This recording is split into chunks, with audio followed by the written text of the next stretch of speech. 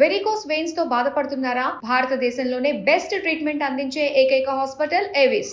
నమస్తే, మీరు చూస్తుంది సుమన్ టీవీ. నేను మీ కీర్తి. నాతో పాటు ప్రముఖ ఆస్ట్రాలజర్ సురేష్ బాబు గారు ఉన్నారు. నమస్తే సురేష్ బాబు గారు. కీర్తి గారు నమస్కారం అండి.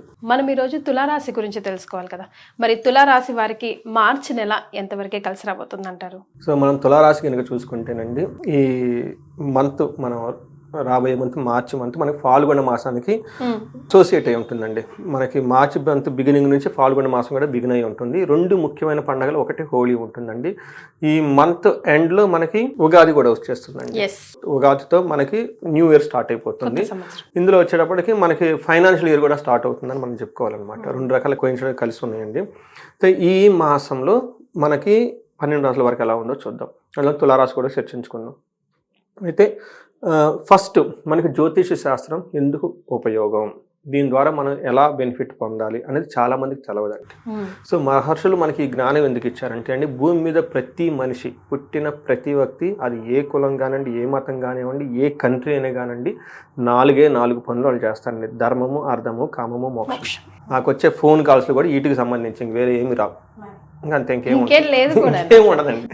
సో అది బట్ వాళ్ళ ఎక్స్పీరియన్స్ని బట్టి మనకు వస్తూ ఉంటుందండి. మనకి ఏం చెప్పారంటేనండి, మనం ఇవి సాధించేటప్పుడు కొన్నిసార్లు ఈజీగా సాధించేస్తాం, కొన్నిసార్లు చాలా కష్టపడి సాధించేస్తూ ఉంటామండి. కొంతమంది చాలా తక్కువ టైంలో ఉన్నతంగా ఎదిగిపోతుంటారు, కొంతమంది ఎంత చేసినా అక్కడే ఉన్నట్టు ఉంటారనమాట.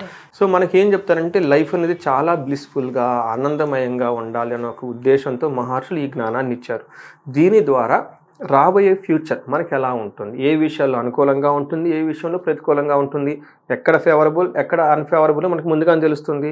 మనం ఏం చేయాలి, చాలా క్లవర్గా ఎక్కడెక్కడ మనకు ఫేవరబుల్గా ఉందో మన ఎనర్జీ, టైం అంతా అక్కడ ఇన్వెస్ట్మెంట్ చేయాలి. ఎక్కడెక్కడ మనకు ప్రతికూలంగా ఉందో ఫస్ట్ దాన్ని తెలుసుకోవాలి. మనకి యాక్సిడెంట్లో జరిగిన అవమానాలు ఏది జరిగినా ఈ అన్ఫేవరబుల్ కండిషన్లోనే, ఇది ఇక్కడ మనకు అన్ఫేవరబుల్గా ఉంది కాబట్టి ఆ విషయం జాగ్రత్తగా వదిలేయాలి. లేదు చెయ్యాలి అనుకుంటే కొంచెం ప్రికాషన్ తీసుకొని చేయాలండి. అలా ఈ శాస్త్రం మనకి యూజ్ అవుతుంది. బికాజ్ ఇండికేషన్, ఒక దిక్సూచి. అందుకని జ్యోతి అంటే చీకట్లో డార్క్ ఉంటుంది తర్వాత, కాబట్టి ఒక లైట్ మనకు పడితే ఒక కాంతి వస్తుందండి. సో అందుకని మన జ్యోతిష శాస్త్రం మన మహర్షులు ఇచ్చారు. ఇది మనకి ఒక గొప్ప సైన్స్ అనమాట. సైన్స్ బియాండ్ సైన్స్ అని నేను అంటూ ఉంటాను అనమాట. ఈ సైన్స్ ప్రకారం మనకి ఈ జ్యోతిష శాస్త్రం ప్రకారం, అందులో వేదిక జ్యోతిషం నేను చదివేది వేదిక ఆస్ట్రాలజీ ప్రకారం మార్చి మంత్లో తులారాశి వరకు ఎలా ఉందో చూద్దాం. ఈ తులారాశిలో చిత్త 3-4 పాదాలు, స్వాతి 1-2-3-4 పాదాలు, విశాఖ 1-2-3 పాదాలంతా మనకి తులారాశిలో ఉంటాయండి. పేరు బలంగా కనుక మనం చూసుకుంటే రా, రీ, రు, రే, రో, తా, తీ, తూ, తే, ఈ అక్షరాలు మోరాలస్ ఇదే సౌండ్తో ఉన్న అక్షరాలంతా కూడాను మనకి తులారాశిలో వస్తారని గమనించాలి. మన గ్రహ స్థితిని బట్టి కనుక మనం చూసుకుంటే సూర్యుడి సంచారం మీనరాశిలో ఉంటారండి. బుధుడు, శుక్రుడు కూడాను మీనరాశిలోనే, అలాంగ్ విత్ రాహు కూడా అక్కడే ఉన్నారు. 4 గ్రహాలు వచ్చేటప్పటికి వీళ్ళకి మనకి మీనరాశిలో ఉంటున్నారు. అవి చాలా చేంజెస్ రాబోతూ ఉన్నాయి అందరికి. అంటే ఇదే హౌస్ లో ఉన్నట్టండి. సో వీళ్ళకి వచ్చేటప్పటికి 6th హౌస్ లో ఉన్నారండి. వీళ్ళంతా 6th హౌస్ లో ఉన్నారు. 6th హౌస్ లో క్రూర గ్రహాలు ఉంటే కలిసి వస్తుంది. ఒక రకంగా చెప్పాలంటే ఈ తులారాశి వాళ్ళకి బాగుందని చెప్పుకోవాలి. మీరు అడిగిన చిన్న క్వశ్చన్ క్లూ బట్టి చూస్తే. కుజుడు వచ్చేటప్పుడు వీళ్ళకి 3rd హౌస్ లో ఉన్నారండి. ఒక రకంగా ఆల్ మేజర్ గ్రహాలు కనుక చూసుకుంటే వీళ్ళకి ఒక మంచి ప్లేస్ లో ఉన్నారు అని మనం తెలుసుకోవాల్సి అన్నమాట. కుజుడు 9వ హౌస్లో ఉన్నారంటే 3 కలుస్తారు. సో ఈ ప్రకారం మనం చూసుకుంటే మనకి లఘు గోచారం, సూక్ష్మ గోచారం అన్న కాన్సెప్ట్తో కనుక చూస్తే ఎలా ఉంటుందంటే, మార్చ్ 15 ముందు 14th ముందు వీళ్ళకి మనోరుజం, కొంచెం మనసులో బాధపడే చిన్న అవకాశాలు లాంటివి ఉంటాయి, పడ్డ ఎక్కువగా కాదు ఉంటుంది. అయితే వీళ్ళకి 14th తర్వాత ఎలా ఉండబోతుంది, ప్లస్ ఈ మాసం అంతా ఎలా ఉండబోతుంది అంటే, మనకు మహర్షులు ఒక లఘు గోచారం, సూక్ష్మ గోచారం అనే కాన్సెప్ట్ ద్వారా చిన్న మాటలతో మొత్తం తెలుసుకోవచ్చు అనమాట. సంస్కృత పదాలతో వీళ్ళు ఏం చెప్తారంటే, శత్రునాశాంత దేహరుజం విజయం విపత్తిం అని చెప్తారు. అంటే ఇటు మీనింగ్ ఏమంటేనండి, మనసులో కొంచెం చిన్న బాధలు పడే సంఘటనలు జరిగే అవకాశం ఎక్కువగా ఉంటుంది. శత్రువుల పైన వీళ్ళది పైజేయగా ఉంటుంది. ఎవరైనా కనుక శత్రువులతో ఇప్పటిదాకా బాధపడుతుంటే ఈ టైంలో ఆ బాధ పోతుంది. రెండోది హెల్త్ కాంప్లికేషన్స్. ఇప్పటిదాకా ఎవరైనా కనుక బాధపడుతుంటే హెల్త్ కాంప్లికేషన్ నుంచి బయటపడే అవకాశం ఎక్కువగా ఉంటుంది. ఈ మాసం అంతా ఏదైనా కనుక సక్సెస్ సాధించాలి అనుకునే వాళ్ళకి అవరోధాలు ఎక్కువగా ఏముండవు, నార్మల్గా సక్సెస్ వచ్చే అవకాశం ఎక్కువగా ఉంటుంది. తర్వాత మనకి ఒక విషయంలో కేర్ఫుల్గా ఉండాలి. అనుకోని విధంగా విపత్తి, ట్రబుల్స్ వచ్చే అవకాశం ఎక్కువగా ఉంది. ఇది మాత్రం కొంచెం కేర్ఫుల్గా ఉండాలి. మిగతా అన్ని విషయాలు చాలా సాధారణంగాను, లేదంటే చాలా బాగుండే అవకాశం ఎక్కువగా ఉంటుంది. అది మంచిగా ఉండదు, చెడుగా ఉండదు, మనకు న్యూట్రల్ తటస్థంగా ఉండే ఒక మాసం అని మనం వీళ్ళకి అనుకోవాలి. ఒక రకంగా చెప్పాలంటే బాగుందని మనం చెప్పుకోవాలన్నమాట. సో మనకి డీటెయిల్స్ చూస్తే సూర్యుడు వీళ్ళకి 6వ ఇంట్లో ఉన్నారండి.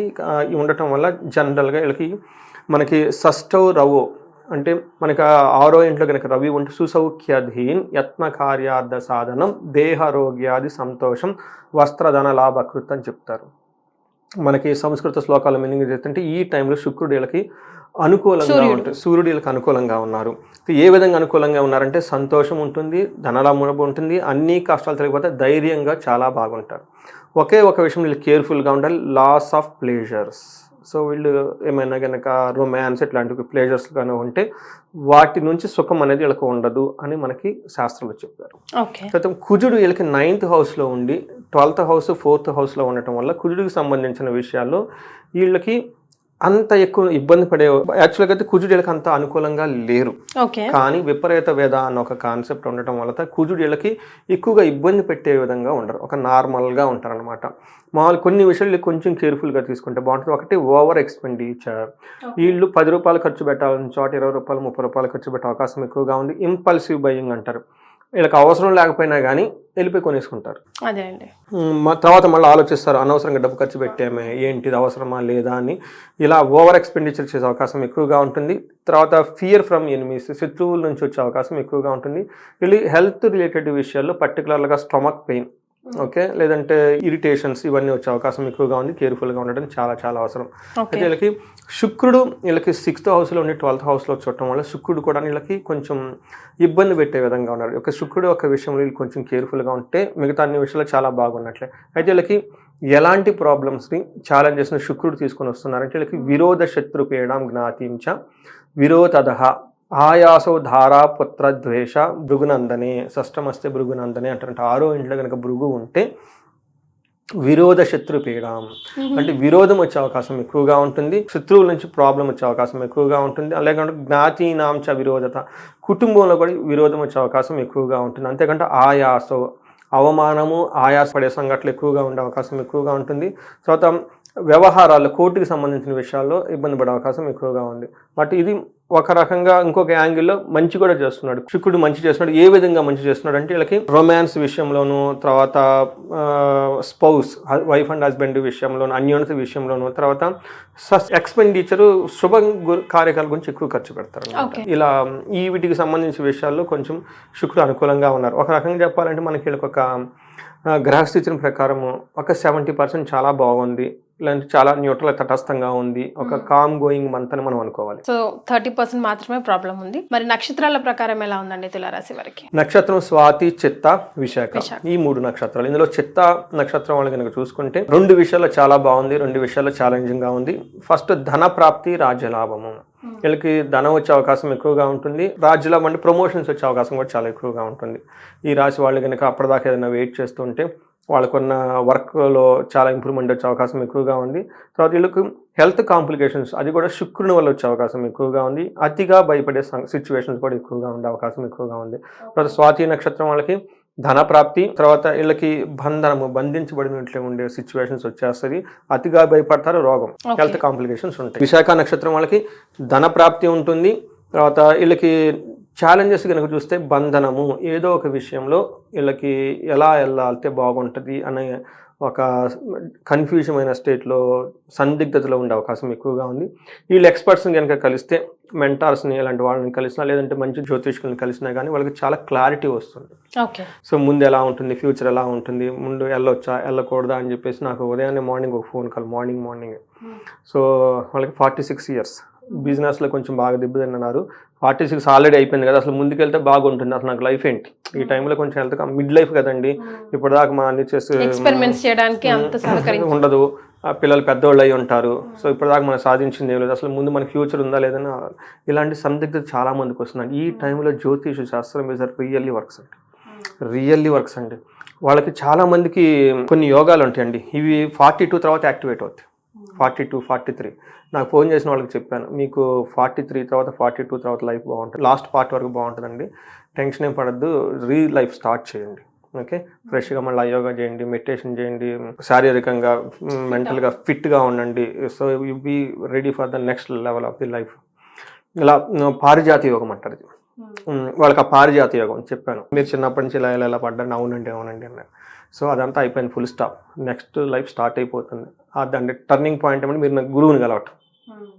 ఎవరో ఒక వ్యక్తిని కలవాలి కదండి, లేదంటే మా సందిగ్ధతో అదే మైండ్లో పెట్టుకుని టైం అంతా వేస్ట్ చేసేస్తారు, అంతే కదండి. లేదు, మీకు ఈ యోగం ఉంది, గూగుల్ చేసుకోండి, పారిజాత యోగం ఇదని చెప్పేశాను, చేసుకొని ఇంకా బాగా మీ నాలెడ్జ్ ఎన్హాన్స్మెంట్ చేసుకొని మీ హారోస్కోప్ గురించి మీరు తెలుసుకోండి ఫస్ట్.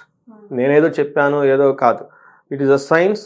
గూగుల్ ఇప్పుడు మనకు అందరికి అందుబాటులో ఉంటుంది, చేసుకోండి. ఎలా చేయాలి, కీవర్డ్స్ ఏం పెట్టాలి నాకు చెప్పాను, చేసుకొని అంత అయిన తర్వాత 2 రోజుల తర్వాత మళ్ళీ కాల్ చేయండి, నాకు ఏం చేయాలో చెప్పాను.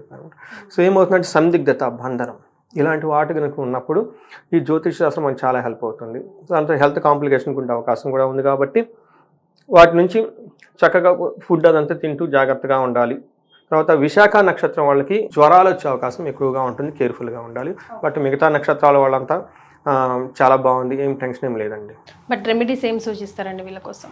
వీళ్ళకి శుక్రుడికి సంబంధించిన రెమెడీస్ చాలా అవసరం అండి. వీళ్ళకి హెల్త్ కాంప్లికేషన్ శుక్రుడి నుంచి వస్తుందండి. శుక్రుడికి అధిష్టాన దేవత లక్ష్మి. ఓకే, మనకి శుక్రవారాలు కూడా వీళ్ళు చాలా జాగ్రత్తగా ఉండాలి.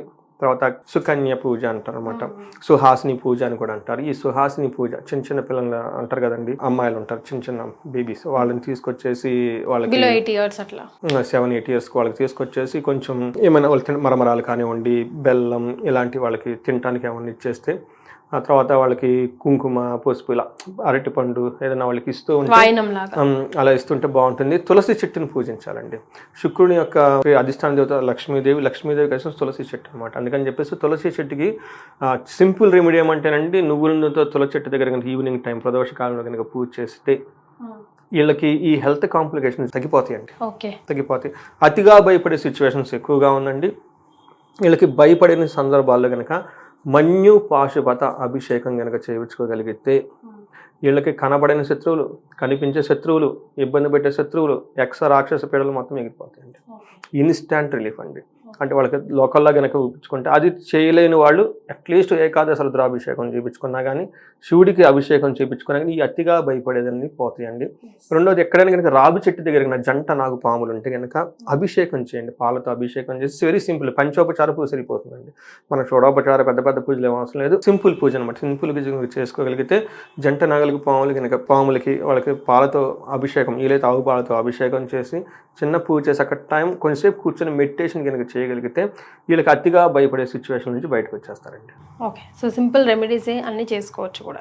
అంటే వాళ్ళకున్న తీవ్రతను బట్టి డబ్బులు కొంతమంది ఉండవు కాబట్టి, ఇది కొంతమందికి ఉంటుంది కాబట్టి, వాళ్ళకి పెద్ద ప్రాబ్లమ్స్ ఉంటాయి కాబట్టి వాళ్ళు మన్యు పాశుపతం చేయించుకుంటే చాలా powerful. Right, thank you so much అండి. థ్యాంక్ యూ అండి.